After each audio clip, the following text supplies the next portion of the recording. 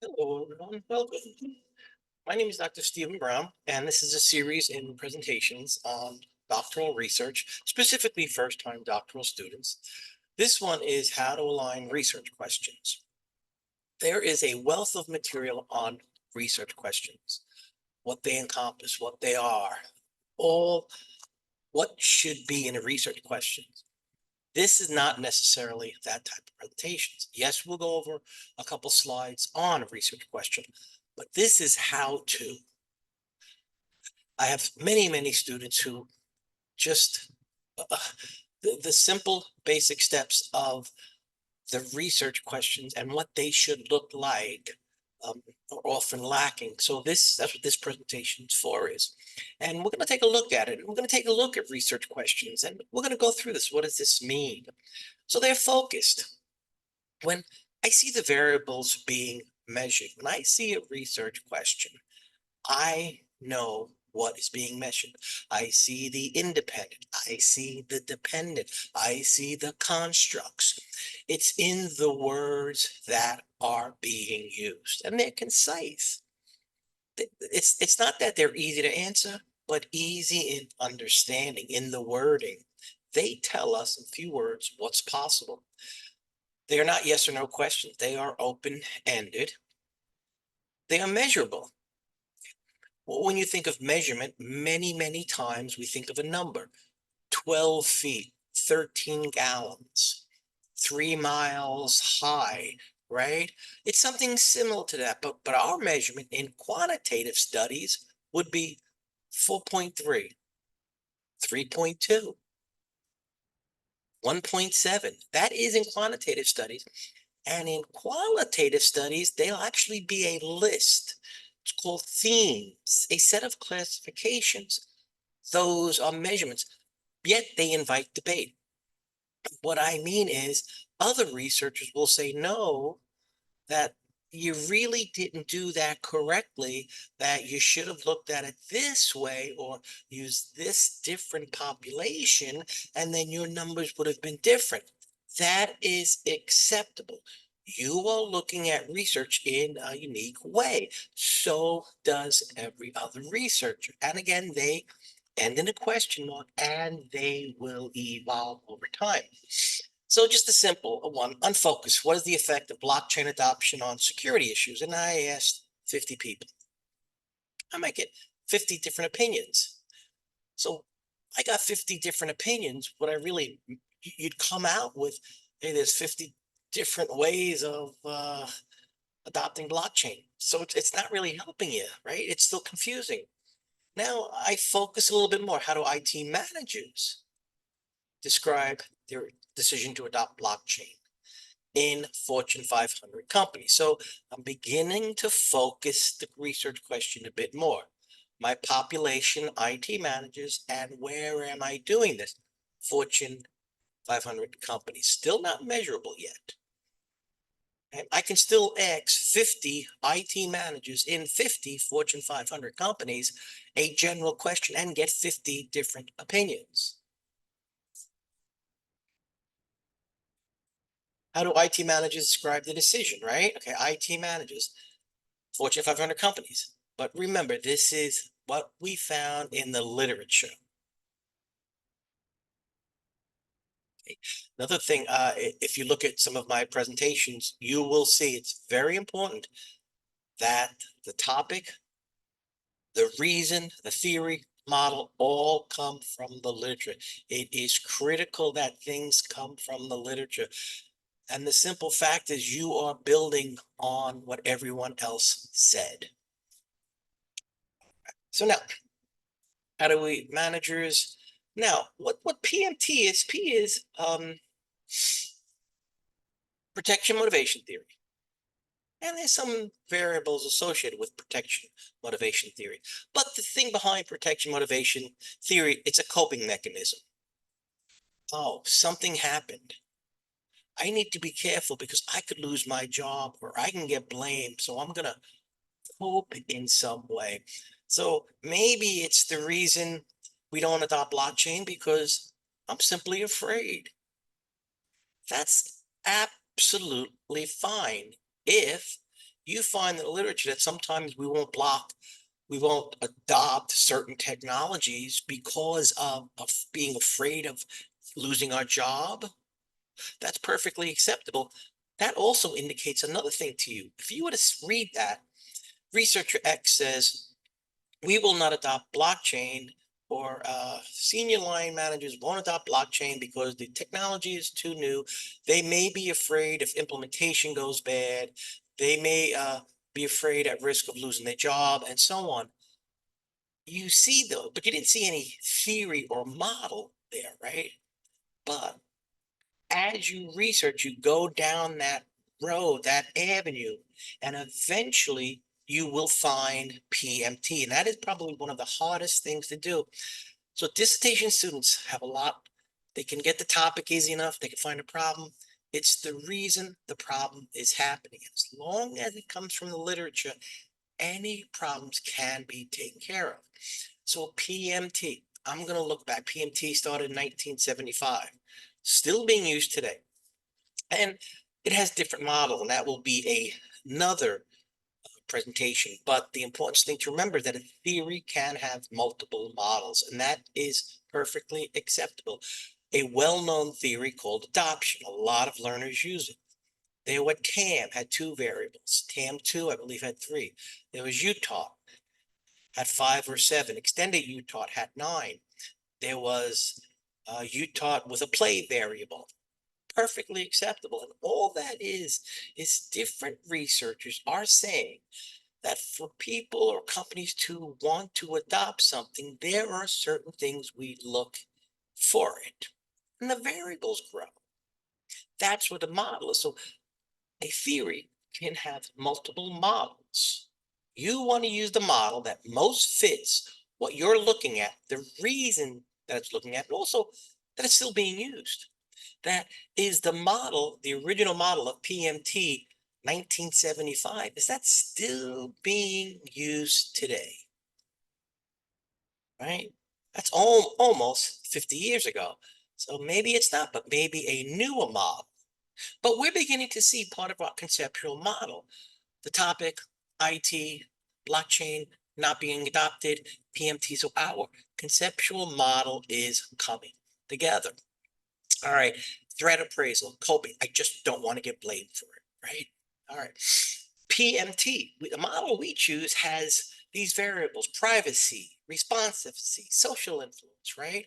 These are considered the independent variables.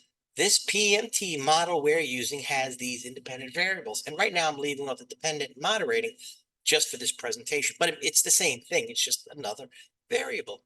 You'll notice I put note, remember to get permission to use or adapt someone's survey. And the reason for it is when you get a survey, if you were to find a PMT survey, and some researcher did maybe 7 years ago, they may have used a different technology. Instead of blockchain, they may have used cell phones. So a lot of times you want to change. So say they have a survey, it's really good, you'd like to use it, but they had cell phones in their survey. You say, can I adapt it? Can I use it or adapt it? And you replace the cell phone with blockchain. That's a term we call changing the noun. And it's acceptable in especially research for doctoral students. And you get a survey, right? You see some big demographic questions. We begin to see something. We may not understand what this is. This is the scale we're using. Okay, so if you look at the constructs and you look at the item question, what we are doing is we are beginning to look at the constructs of these variables: response, privacy, self, social influence. We are beginning to see the measurement of these variables. In this survey, in this researcher, they created a survey. So they give you the constructs used, scales, we also call it. They measured it on a Likert scale of 5. That's what the numbers are. And then we have some items down here, but don't look at PVA1, PVA2. How does that relate to a construct? Okay. And we go down now. We take the scales and we create a survey. Now, Participants don't see the numbers, 5, 4, 3, 2, 1. They just see the strongly agree, neither agree or disagree, somewhat disagree.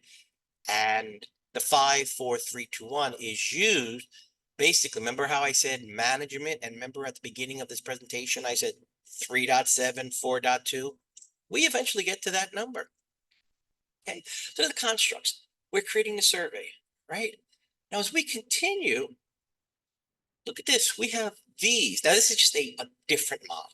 Okay, so I just wanted to show this for clarification. Because remember, I keep saying that the PMT theory could have different models. Well, guess what? This one is just a different model with different variables. But now look, this is what is very, very important. Remember how I said how to write a research question. In this case, RQ1, RQ2, privacy concerns, technological factors. These are the constructs, the variables in this particular model. So I wanted to show you, when you choose a theory, when you choose a model, the research questions are given to you. That's the variables. That's the thing you're going to measure. Because remember, when you send out a survey, right? When you send out a survey, you're going to send this survey out, right? That usually bothers me when companies ask me for personal information. People are going to answer this. The only data you're going to get back is that maybe a couple hundred people will answer.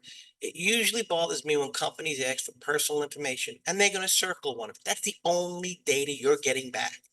That question corresponds to one of these variables. If you're sending out a survey and the data coming in is just measuring one of these variables, then these are your research questions. These are the questions of your research. Now, the respondent, the people who are taking your survey, will not see this RQ1, RQ2, RQ3. That's for your research. What they see is they begin to see a set of questions that measure this variable. Now we go to another one here, selfish constructs, SEF1, SEF2, SEF3, right? And we look at this, say, okay, item, question, got the scales. What we're saying is that this one construct might be answered by 4 questions. It's very important too. And this is why I always tell doctoral students, when doctoral students say, I want to add 2 theories or 2 models together, I say, be very, very careful. Because if you see here, that one construct, SEF, this case measured by 4 questions. And on the right-hand side, it's showing 6 variables. Okay, let's say RQ3 is this 4 questions. RQ1 and 2 are 4 questions and 5 questions. RQ4 and 5 are 6 questions. RQ6 are 5 questions. You're really bumping it up to like 40 questions on a survey to ask somebody. Now, when you add 2 theories, 2 models, 2 different models, that survey will grow 40 questions, 50 questions, 60 questions, 70 questions. How many people are willing to take a 70-question survey? So I recommend highly, do not do that. Stick with one, okay?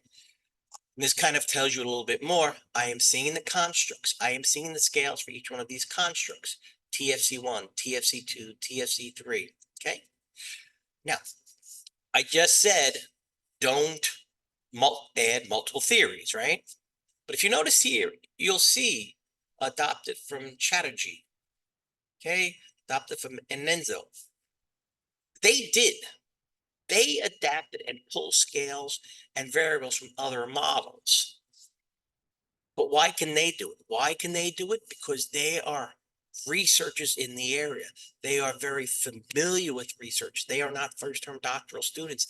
They ran these surveys. They did a lot of work identifying the scale. There's something called factor analysis, which is a very important thing in statistical analysis. It took them a long time to pull in all these variables to create this survey that has reliability and validity. So if you were to find a model like this would be acceptable because that work has been done for you. But again, don't do it if you're a first-time doctoral student. And again, we're seeing the constructs. So we're seeing the construct, we're seeing the scales, we're seeing we do. And these will become the question. But like I said, the research question was given to you, right? You found the model for a theory. That theory, that model has 3 variables, 4 variables, 5 variables. Those variables are your research questions. So you do not need to worry about creating or coming up with a research question. Once you pick that model, the research questions were given to you. The only thing you need to do is to format the research question. Okay. And what this is showing right now is that I am looking at previous research, something similar to what I've done. I see research questions there. I see a model they're using. I like it. I have to tweak or adapt this survey, right? But you see, I'm leaving the main variable in this, self-efficacy. I'm leaving it. I'm not changing that. In this case, it's a personal data blockchain application. I might talk about something different, right? I say blockchain adoption, 500 companies, but you see how I'm beginning to change, right? Remember early on, I said we format research questions, they evolve, but still, because the model you get gives you the research question, it's those variables in the research question. Self-efficacy is a variable in your PMT. So that research, that question you're going to ask, you're going to say, hey, everybody, I want to know what does self-efficacy do or have to do with you not wanting to adopt blockchain. You're not going to ask them that because most people will not know what self-efficacy means, and it's perfectly acceptable that you're not expected to. But the survey questions that measure self-efficacy will. Okay. So now this is another thing too. I keep saying formatting, right? And how they evolve. We need to the statistical model as well. If you notice here, right? You notice here it says to what extent privacy, technological, and it says place personal data, place personal data, place personal data over and over and over again. That's called bivariate correlation. In my theory, in my model, I want to look at each variable as independent. I want to look at each variable uniquely on the decision to adopt blockchain. That's what I want to look at. That's what my statistical test will be. But let's say it's something different. Let's say I'm doing the research, I'm looking at an article, looking at the model, and they don't have it one. What they have is one research question. Privacy concerns, self-efficacy, autonomy, personal data, blockchain application. This is called regression analysis. So instead of it examining one for one variable, I'm going to take all 7 or all 6 variables, put them together, come up with a number to answer my question. And my measurement might be 4.2. That would be, and it's interesting. You look at this and you say, okay, RQ1, I'm going to send out the survey. The survey has 30 questions. I'm going to get 200 people, and my answer is going to be 4.1. Yes, it is that simple. That is a quantitative measurement. This is called regression analysis. What would you know? What would you do? How do you know which one to use? Well, it's part of your research, part of your population, and part of the model you got. What did that researcher do? If you're looking at a researcher has a model and he's doing regression or she's doing regression analysis, and you look for other people that use the same model and they're using regression analysis, then in most cases, you should do regression analysis. So a good quantitative research question would have population, independent variable, dependent variable, statistical test, the word, correlation, bivariate, regression analysis, and the problem being investigated. So that's very good. Now we're going to move it to qualitative. So quantitative, yes, quantitative is a number. 4.1, 3.2. Every one of your research questions will have a number. In qualitative, we measure, but we measure something a bit different. We talk about themes, classifications, descriptors. Basically, we're coming up with a set of labels. In this case, I'm looking at resistance to change, security training, malicious internal attacks.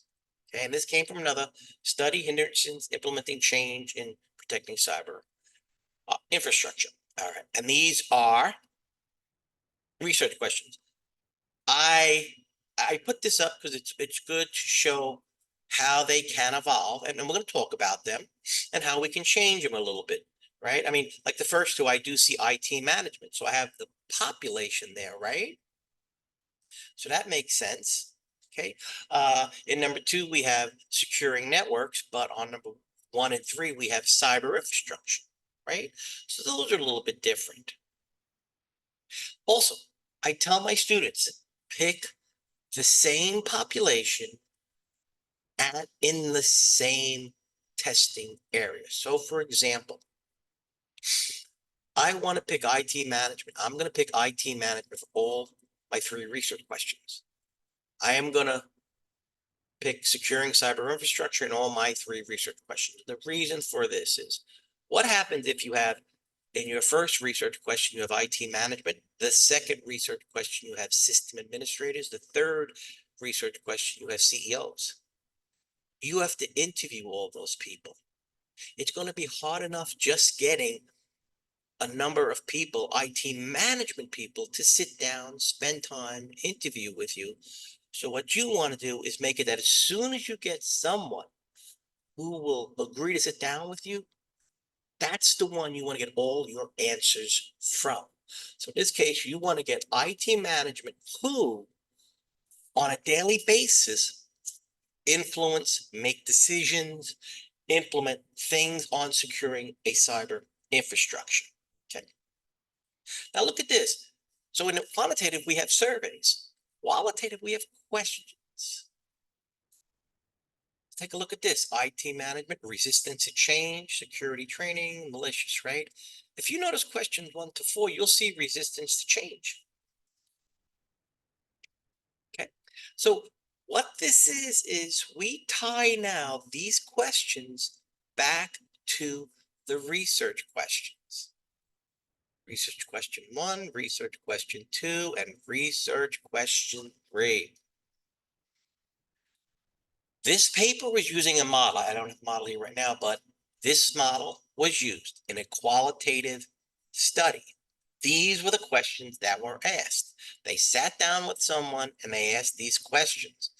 The questions, the model that they used, the constructs in that model was resistance to change, security training, malicious internal attacks. So again, the research questions were given to you.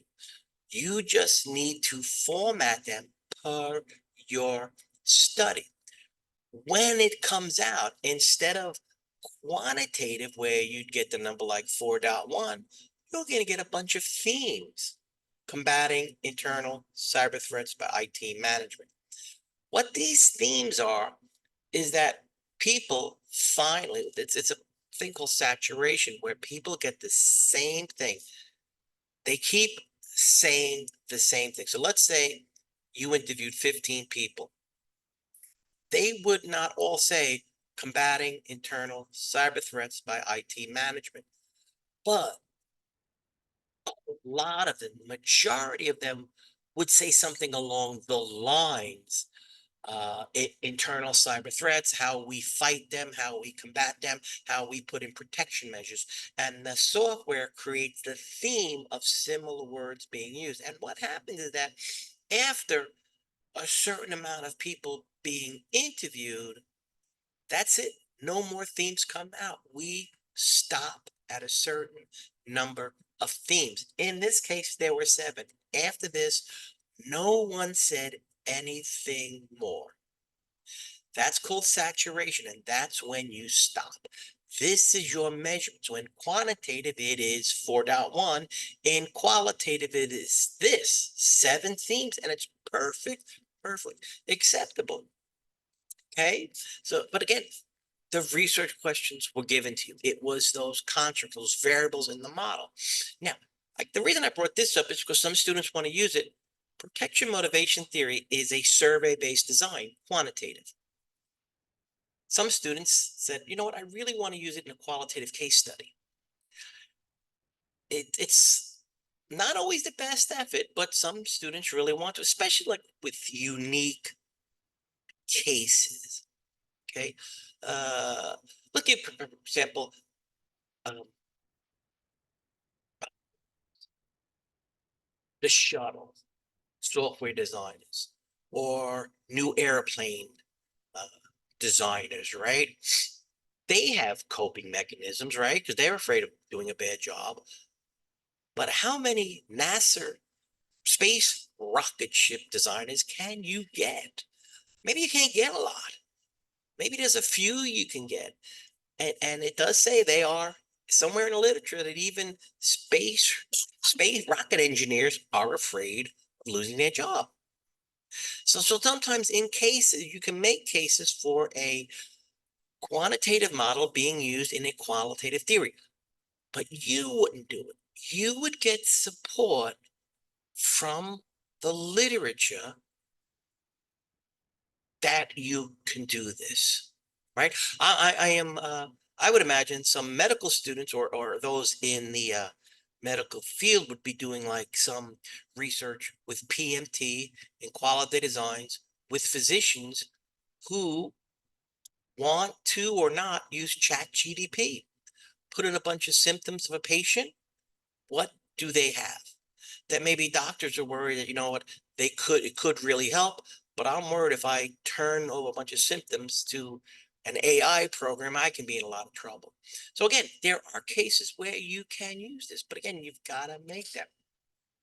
And again, more specific. These are very important. These are what they call starting questions. Just like the 9 questions I showed you before with the PMT, the 3 research questions, they're called starting questions. And that's why in a qualitative study, you have to have a small set of beginning questions. You start with a small set of beginning questions and you probe from there.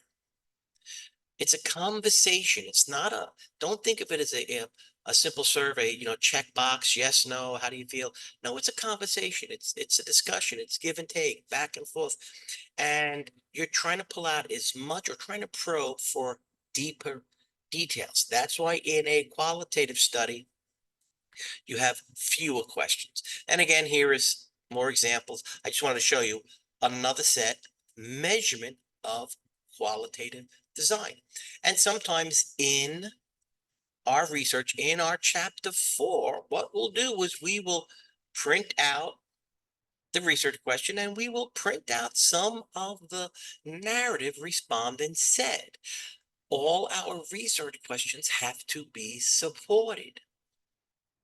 So if we reach saturation on a theme that answers a research question, we've supported that research question. Again, it's qualitative, right? So for that particular population, that particular area, that particular model, we support the qualitative, we support our research question, and we just print some of this out. It's perfect. Again, even this study, we reached saturations, and this would be considered a chapter 4. I'm showing some of the results. So remember, quantitative, numbers, averages, regression analysis, correlation, quasi-experimental. Okay, and in qualitative, themes, case study, multiple case. But the RQs are measurable.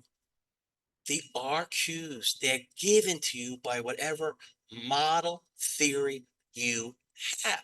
I wanted to bring this one up because earlier I said, be careful of, especially in quantitative study, adding multiple theories, multiple models together because that survey instrument can grow. In qualitative, you have a little bit more leeway. You can actually take constructs from different qualitative frameworks constructs and add them together. Again, it has to be supported, and you just don't take constructs here and there. They have to be related, and they have to be able to look at your problem that you are examining. So there is a case that you can change it. You can add some things. So remember, align the population, independent variables, qualitative constructs, dependent qualitative constructs, statistical tests being used, right? Regression, bivariate, sum of least squares, case studies, and the problem being investigated. So it's really, really important. When you find your theory, your model, your qualitative framework, your research questions are given to you. You just need to format them per your study. Okay, I hope this was helpful. It's a bit longer than the other one, but I just wanted to say for students how easy it can be, that don't worry about making up research questions. Okay. All right. Bye bye, anybody, and feel free to contact me if you have any questions.